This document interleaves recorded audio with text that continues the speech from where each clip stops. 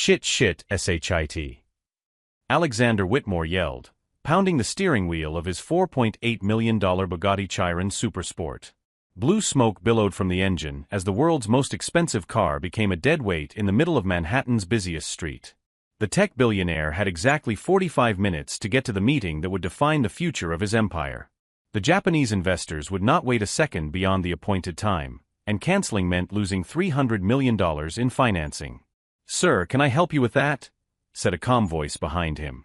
Alexander turned abruptly and saw a black man in his 40s, wearing worn clothes, unshaven, holding a plastic bag with his belongings. His eyes, however, had something Alexander couldn't quite figure out, a penetrating intelligence that contrasted with her unkempt appearance. "Really?" Alexander let out a dry, cruel laugh. "And what exactly does he know about a quad-turbo W16 engine?" Thomas Johnson stood motionless, watching the smoke. "From the coloring pattern and the frequency of the thermal oscillations, I'd say it's a fault in the intercooler cooling system.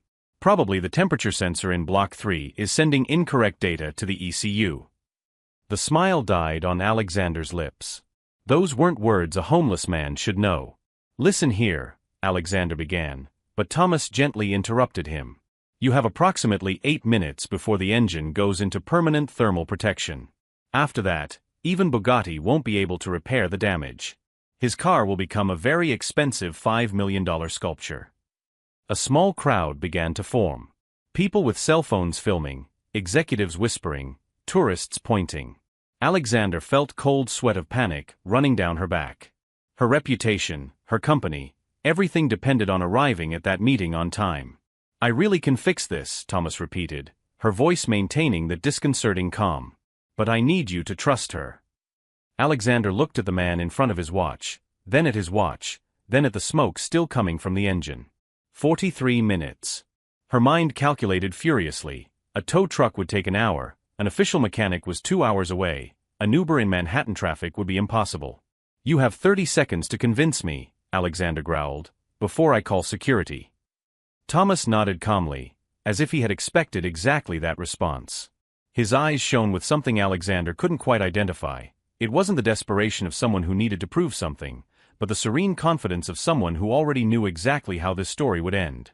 "Mr. Whitmore," Thomas said, using the name that had never been mentioned, "I believe we've met before. At least, I know her work, and you should know mine."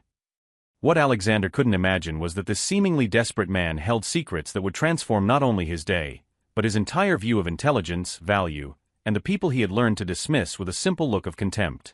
If this story of humiliation and twists and turns is moving you, don't forget to subscribe to the channel, because what you're about to discover about this beggar will completely change the way you see the people around his forever. Alexander studied Thomas with the calculating gaze of someone who had built an empire by assessing people in seconds. "How do you know my name?" "I didn't tell you who I am." "It's stamped on the side of your car," Thomas replied simply, pointing to the small personalized plate that read A. Whitmore, CEO, Nexus Tech. And his picture was on the cover of Forbes 3 weeks ago. The young billionaire who revolutionized artificial intelligence. Alexander relaxed slightly, but her expression remained suspicious. "And I suppose you read the article at the public library?" "Actually, I read it on my tablet, sitting at the Starbucks on the corner," Thomas corrected calmly. "Same place where I read his shareholder communications every Friday." The answer caught Alexander off guard. Beggars didn't have tablets. They didn't subscribe to financial magazines. They didn't hang out at Starbucks to read about the stock market. "Look, I don't know what his game is here," Alexander said, her patience wearing thin. "But I have a meeting worth $300 million, and you're wasting my time with this charade." "Acting," Thomas repeated, her voice maintaining that irritating calm. "Mr. Whitmore, his intercooler is overheating because the secondary circuit circulation pump has seized up. It's a known defect in the limited edition Chiron Supersport. Bugatti issued an internal technical bulletin about it last March." Alexander swallowed hard. That information wasn't public. Not even his personal mechanic knew those specific technical details. "How the hell do you know about an internal Bugatti bulletin?" Alexander demanded, her voice rising an octave. Thomas tilted his head slightly. The same way I know that you canceled your premium insurance policy last month to save $50,000 a year, or that your company lost the Samsung contract because of a 3-day delay in delivering the prototype. The blood drained from Alexander's face. This information was confidential, known only to him and his CFO. You're an industrial spy, Alexander concluded, her hand moving instinctively to her cell phone. You're recording our conversation. You work for the competition. Thomas sighed deeply, like a teacher losing patience with a particularly slow student. Mr. Whitmore, if I were a spy, do you think I would be standing here on the street offering free help to fix his car? Or wouldn't it be more logical for me to just watch his engine melt while filming everything to blackmail him later? The logic was unquestionable, but Alexander was in a complete panic. His meeting was 40 minutes away, the crowd was growing, and this stranger knew intimate details about his life that even his own wife didn't know. Who are you? Alexander asked, his voice now laden with a mixture of fear and morbid fascination. His name is Thomas Johnson. He has a degree in mechanical engineering from MIT and a PhD in advanced thermal systems from Stanford. He worked for 5 years at NASA developing cooling systems for spacecraft, 2 years at Bugatti as a technical consultant, and 3 years on the streets of Manhattan learning that intelligence without a fixed address is absolutely worthless. Alexander was silent for a moment, processing the information. MIT. Stanford. NASA, he repeated slowly. If all that is true, how did you end up like this? Thomas smiled for the first time, but there was no humor in his expression. Like what, Mr. Whitmore? You name it. Black? Poor? Dirty? Undesirable? Use whatever term first came to mind when you saw him. Alexander looked away, uncomfortable with the accuracy of the observation. I didn't mean. Of course you did, Thomas interrupted her gently. And you know what the most ironic part of all this is? 3 years ago, when I was still Dr. Thomas Johnson, senior technical consultant, you sent me a personal invitation to speak at his annual innovation event. You offered $50,000 for a 2-hour presentation on the future of thermal systems in technology. Alexander frowned, trying to remember. I send out hundreds of those invitations.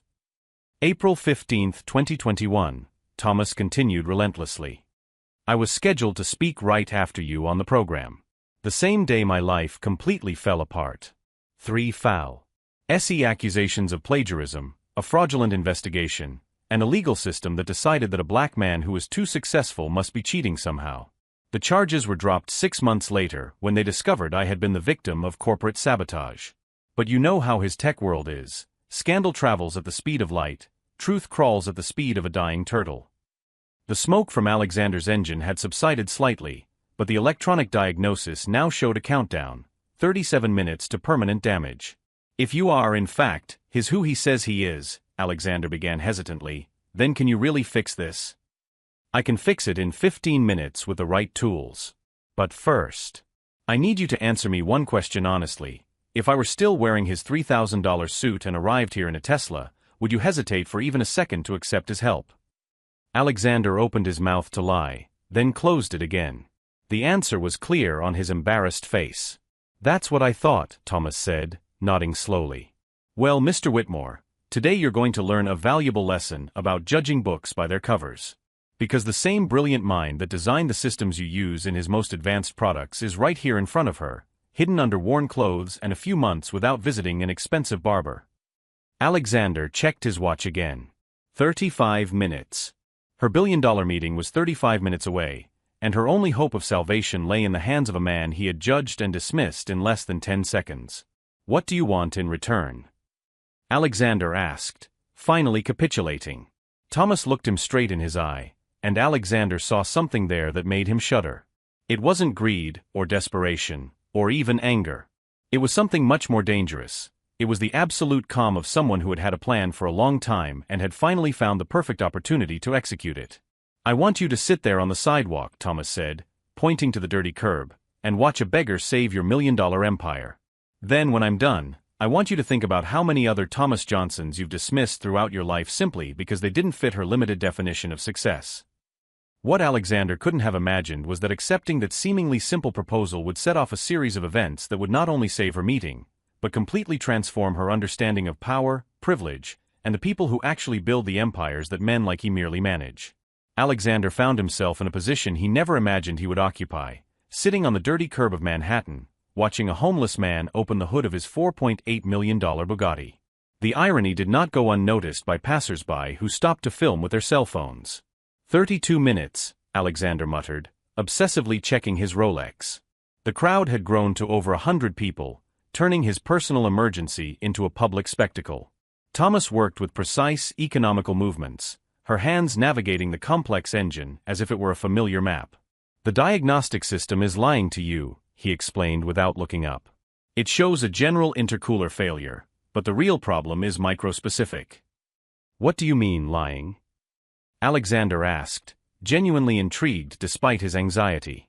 Bugatti engineers programmed the system to overdiagnose simple problems.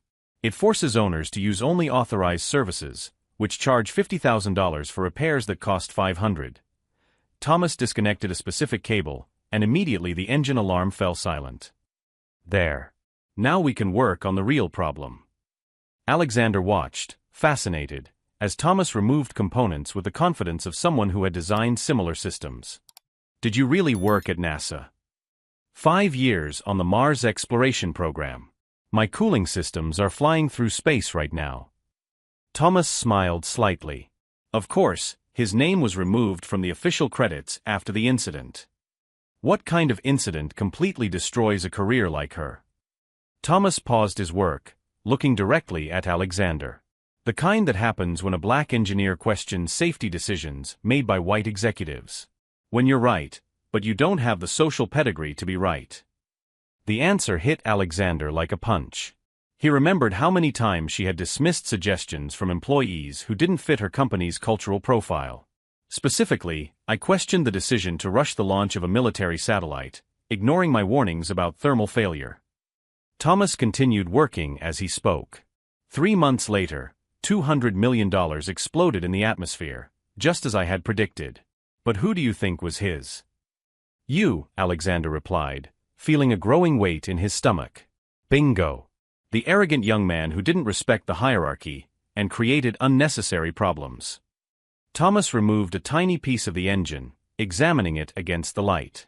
"Here's his villain. A manufacturing defect in the thermal sensor. Market value, $8. Authorized repair cost, $47,000. Alexander swallowed hard.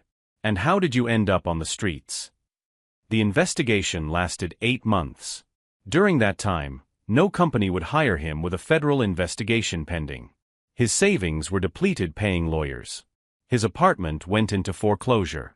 After he was completely acquitted, he discovered something interesting about the American job market. Thomas began installing a replacement part he had taken from a small tool bag that Alexander hadn't noticed before. "What did you discover?" "That acquittal is not vindication. That her reputation travels faster than the truth. That when you lose your address, phone number, and bank account, even with a PhD from MIT, you become invisible to the corporate world." The crowd had organized itself into a respectful circle, many silently recording.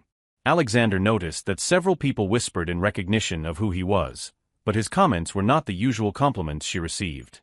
3 years on the streets taught me things that 5 college degrees could never teach," Thomas continued, her hands working with surgical precision. "They taught her to observe, to truly see people, to understand systems of power from a perspective that executives like you will never have. 17 times. I've been at the Starbucks where you hold your informal meetings.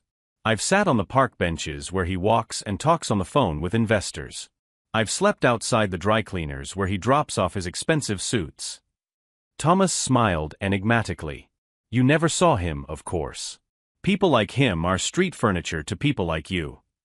A chill ran down Alexander's spine. "Were you watching him?" "I was watching the system.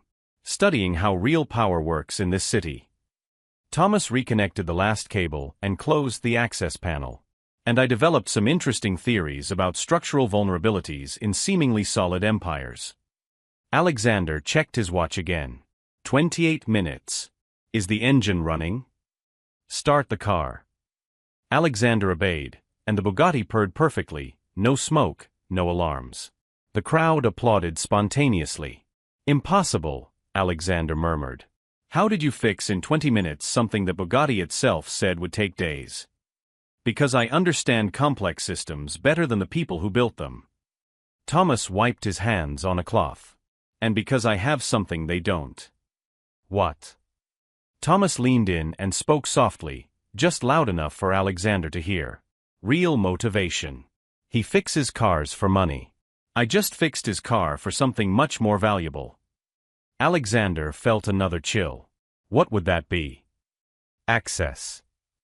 Before Alexander could ask what that meant, Thomas walked into the crowd and said loudly, "Folks, our friend here needs to get to a very important meeting. How about we give him some space so he can leave?" People began to disperse, but many continued to film discreetly. Alexander realized that this entire situation had been documented by dozens of cell phone cameras. "Thomas," Alexander called, still confused. "What do I?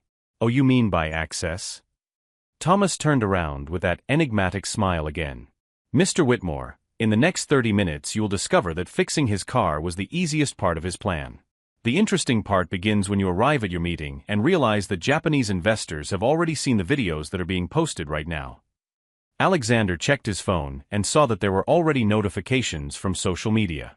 Videos of his sitting on the sidewalk while a homeless man repaired his billion-dollar car were spreading rapidly. "You planned this," Alexander realized, her voice mixing admiration and growing alarm. "I planned it for 3 years. Every detail. Every variable." Thomas began to walk away. "Good luck at your meeting, Mr. Whitmore. Something tells me it will be even more interesting than you imagine." As Thomas disappeared into the Manhattan crowd, Alexander stood next to his perfectly functional Bugatti, slowly realizing that he had been part of a much bigger game that he had not even begun to understand. The man he had judged to be a desperate beggar had just demonstrated that he possessed not only technical genius, but also a sophisticated strategy that was only beginning to unfold. Revenge, Alexander was about to discover, when executed by a truly brilliant mind, could be a devastatingly beautiful work of art. Alexander arrived at the Four Seasons Hotel 23 minutes late. His footsteps echoed across the polished marble as he rushed toward the meeting room, still processing the surreal events of the last 2 hours. His Bugatti was running perfectly, but his mind was in total chaos. "Mr. Whitmore," called her personal assistant, James, running to meet him in the hallway. "The Japanese investors are, well, they're a little agitated." "Agitated how?" Alexander asked, adjusting his tie as he walked. "They've seen the videos, her." Alexander stopped abruptly. "What videos?" James hesitated, then showed him his tablet. The screen displayed TikTok with a video that already had 2.3 million views. The title read, "Arrogant Billionaire Humiliated by Homeless Genius. You Won't Believe the Ending." Alexander watched in silent horror as he saw himself treating Thomas with contempt, being corrected about his own car, and finally sitting on the sidewalk like a shamefaced child while the beggar demonstrated superior technical knowledge. 2.3 million? Alexander muttered, incredulous. "And growing rapidly," James confirmed nervously. "Twitter, Instagram, YouTube, it's on every platform. #BillionaireHumbled is trending." Alexander felt the blood drain from his face as he realized the magnitude of the disaster. Her carefully constructed image as a visionary entrepreneur was being demolished in real time by millions of people who now saw her as an arrogant, prejudiced elitist. Did the Japanese say anything specific? Yamamoto-san mentioned that they were disappointed with the lack of humility and wisdom demonstrated in the videos. They said it does not reflect the values they look for in business partners. Alexander pushed open the doors to the meeting room and immediately felt the chill in the air.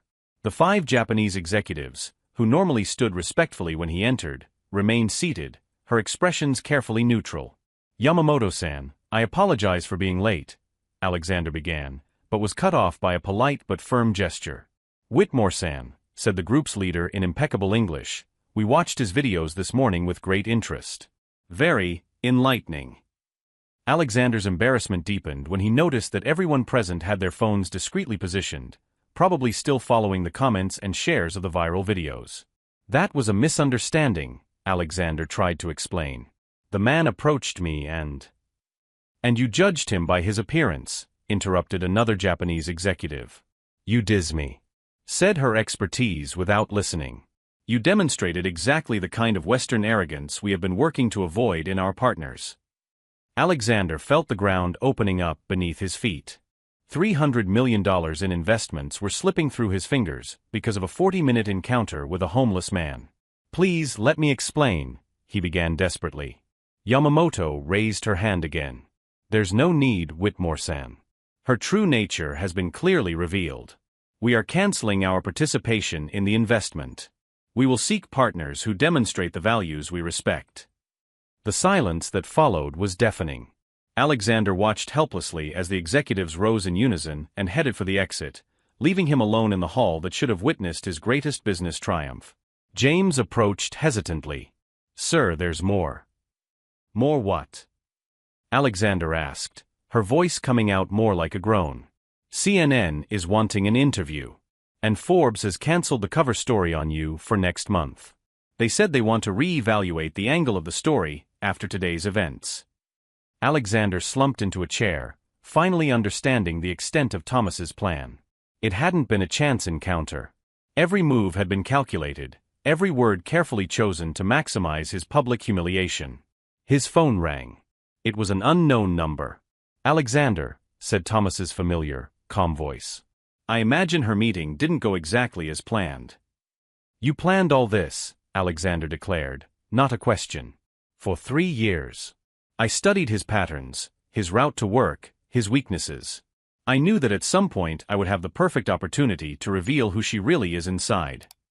Alexander looked around the empty hall, processing the magnitude of his defeat. "Why? I didn't even know her." Thomas laughed softly. "But I knew you, Alexander.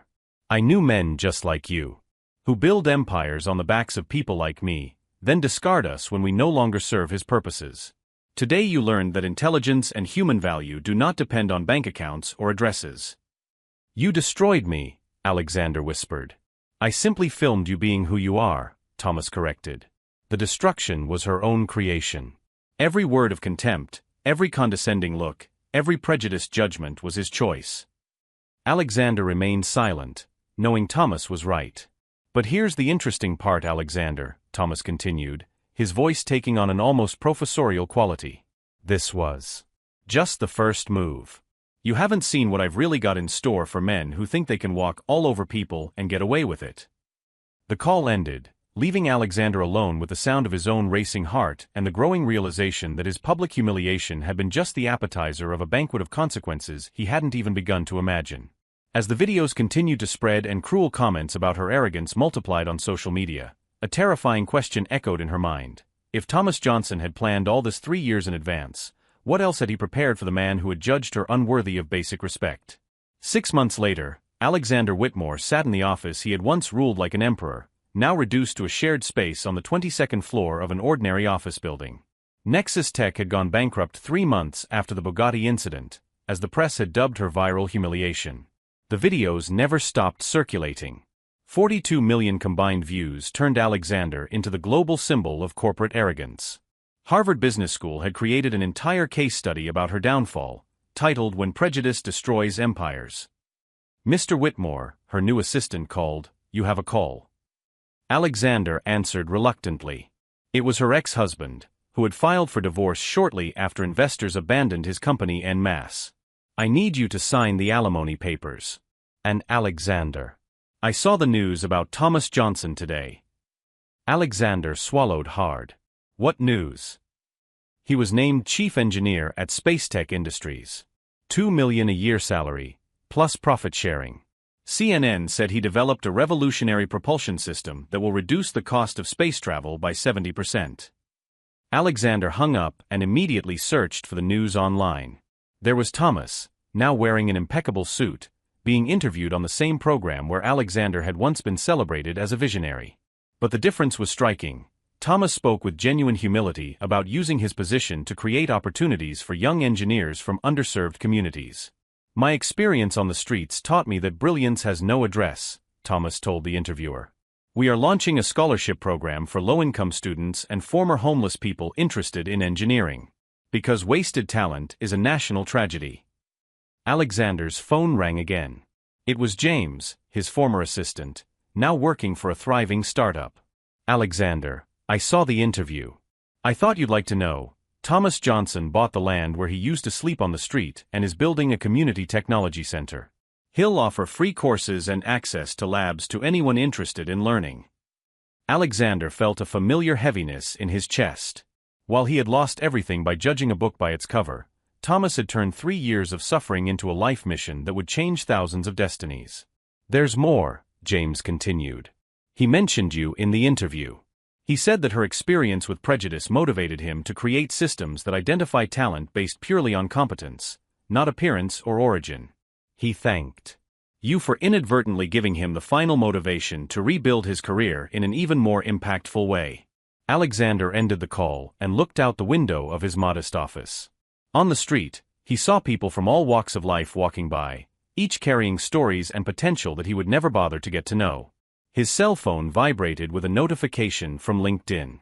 Thomas Johnson had posted a photo of the community center under construction, with the caption, "A year ago, I was invisible to the corporate world. Today, I use my visibility to make others visible. The best revenge is not to destroy those who have hurt you, it is to build something greater than they could ever imagine." The post had 50,000 likes in 2 hours. Alexander realized that her story had become a modern urban legend about the danger of prejudice, while Thomas had become a symbol of resilience and social transformation. One had lost everything by underestimating human intelligence based on appearances. The other had gained everything by demonstrating that true value does not depend on expensive clothes or prestigious addresses. The final irony was clear. Alexander had tried to diminish Thomas, but had only ended up diminishing himself. Thomas didn't need to destroy anyone to win. He simply needed to show the world who he really was inside. In the end, the best revenge has always been extraordinary success, dignity maintained under pressure, and the ability to turn injustice into fuel for positive change. Thomas Johnson had proven that when you can't change how others see you, you can completely change what they need to see. If this story of overcoming adversity and justice touched his heart, subscribe to the channel and share in the comments. Have you ever judged someone by their appearance and regretted it later? Remember, the next person you underestimate may be the one who changes your life forever.